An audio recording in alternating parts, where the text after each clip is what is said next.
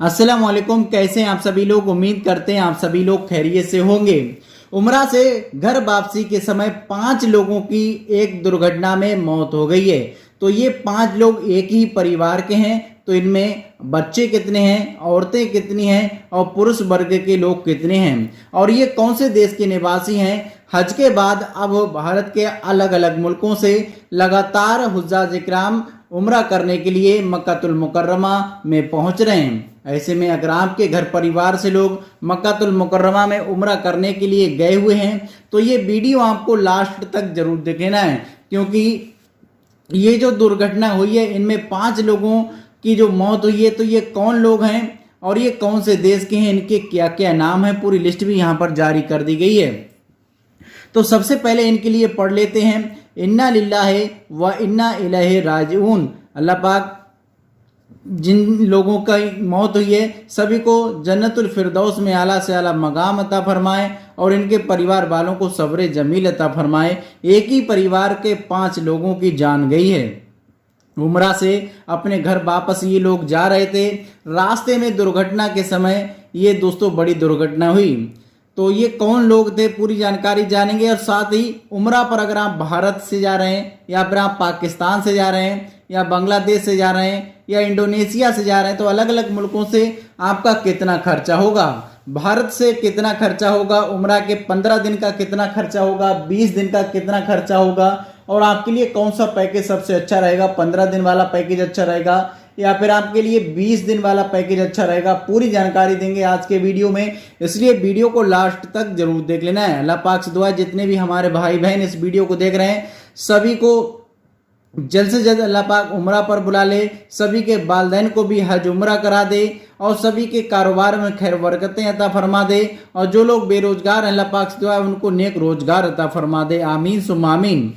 अल Arabia समाचार की report के अनुसार सोमवार को सऊदी अरब में मक्का रियाद एक्सप्रेस वे पर एक भयानक दुर्घटना में जॉर्डन के एक ही परिवार के 5 सदस्यों की मौत हो गई, जो सभी संयुक्त अरब अमीरात के ही रहने वाले थे। ये परिवार मक्का में उम्रा करने के बाद यूएई लौट रहा था। मलिक खोरमा और उनके 4 बच्चे, जिनमें उनका नाम अकरम, माया, दाना और दीमा की मौके पर ही मौत हो गई, जबकि मलिक की पत्नी मुन्ना खोरमा को कई चोटें आईं। उसे हफौफ के किंग फैसल अस्पताल में स्थानांतरित कर दिया गया, जहां चोटों के बावजूद उसकी हालत स्थिर बताई जा रही है। जॉर्डन के एक अधिकारी ने अल अरेबिया इंग्लिश को बताया कि कई राहगीरों ने दुर्घटना स्थल पर अपने वाहनों को रोककर दुर्घटनाग्रस्त वाहनों में सवार लोगों को बचाने की कोशिश की और मदद के लिए आपातकालीन सेवाओं को फोन किया। अल मदीना अखबार के मुताबिक सऊदी अरब नागरिक और निवासी मां को सांत्वना देने के लिए उनका हालचाल जानने के लिए अस्पताल में मौजूद रहे। एक अधिकारी ने कहा कि जॉर्डन में दूतावास सबों को वापस लाने के लिए जॉर्डन और सऊदी अरब में सभी पक्षों में संपर्क कर रहा है।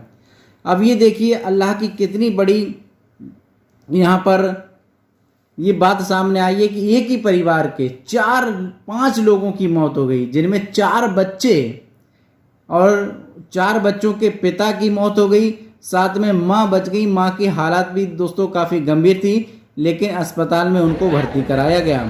भारत के साथ साथ अलग अलग मुल्कों से लगातार लोग उम्रा करने के लिए पहुंच रहे हैं। तो हमारी अल्लाह पाक से यही दुआ है कि जो लोग अलग अलग मुल्कों से उम्रा करने के लिए पहुंच रहे हैं सभी को अल्लाह पाक सलामत रखे, सभी को अपने अपने वतन सही सलामत वापस कर दे, उनके परिवार तक अल्लाह पाक उनकी हिफाजत करे, जिससे वे अपने परिवार तक वापस सकुशल लौट आएँ। तो ये तो फिलहाल जिसकी मौत जहाँ पर होनी है वो वहाँ पर तय है।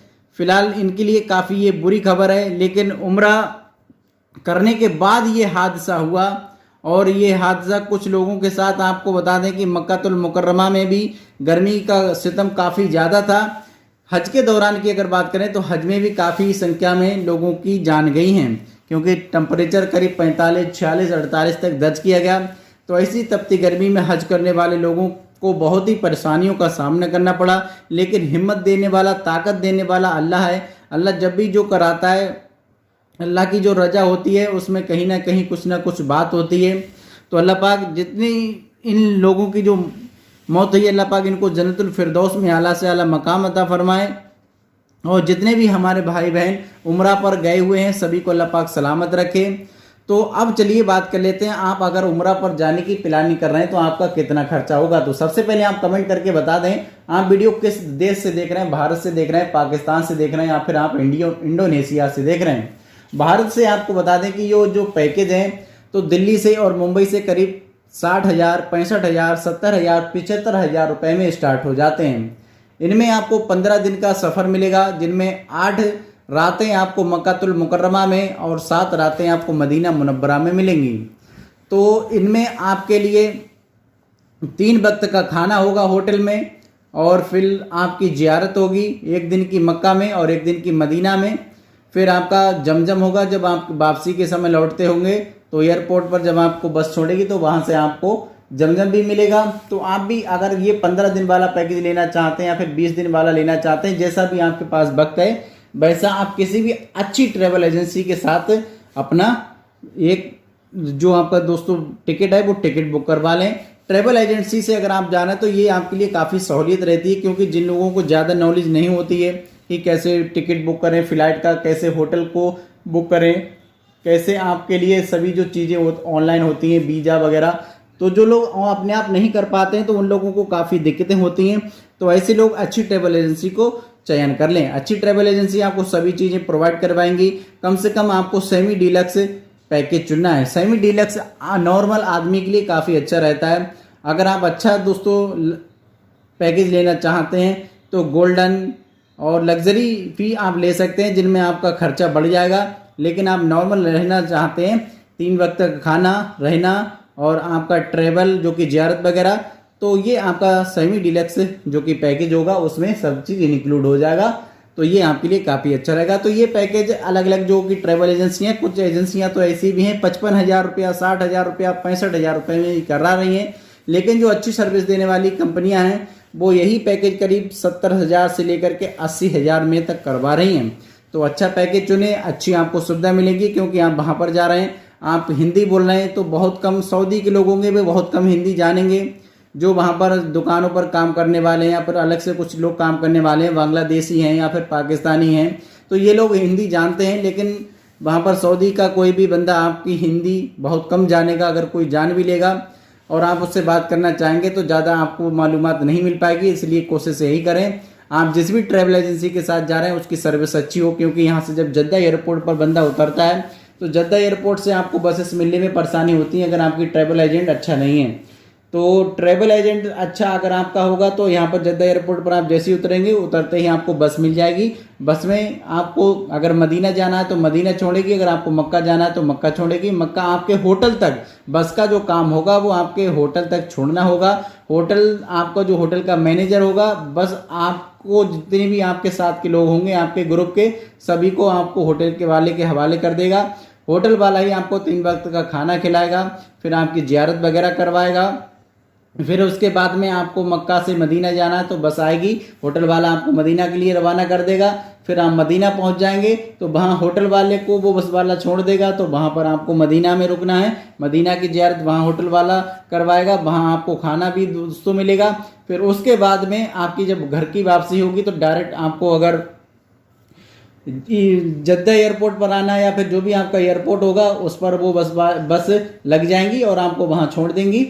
तो इस प्रकार से आप सफ़र करवाएंगे। तो ये जानकारी थी जो आपके लिए थोड़ी बहुत अगर समझ में आई होगी तो आपके लिए बहुत ही फ़ायदा देगी, क्योंकि लोग उम्रा पर जाते हैं वहाँ पर काफ़ी ज़्यादा दिक्कतें उठानी पड़ती हैं और कुछ लोगों को 3 वक्त का खाना नहीं मिलता है, कभी 1 वक्त का मिल गया, कभी 1 भी वक्त का नहीं मिला।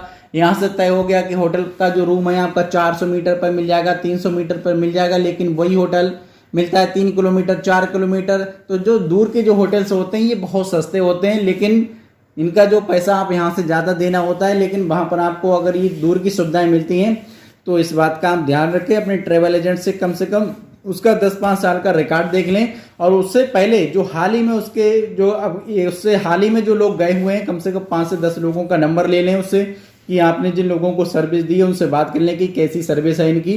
तो ये आपके लिए काफ़ी अच्छा रहेगा। और आप उम्रा पर जाना चाहते हैं तो अल्लाह पाक से दुआ है आपके कारोबार में खैर बरकतें अता फरमाएं और आप जल्द से जल्द हज उम्रा कर सकें। और अल्लाह पाक से दुआ है जो भी लोग बेरोजगार हैं उनको नेक रोजगार अता फरमा। आमीन सुम्मा आमीन।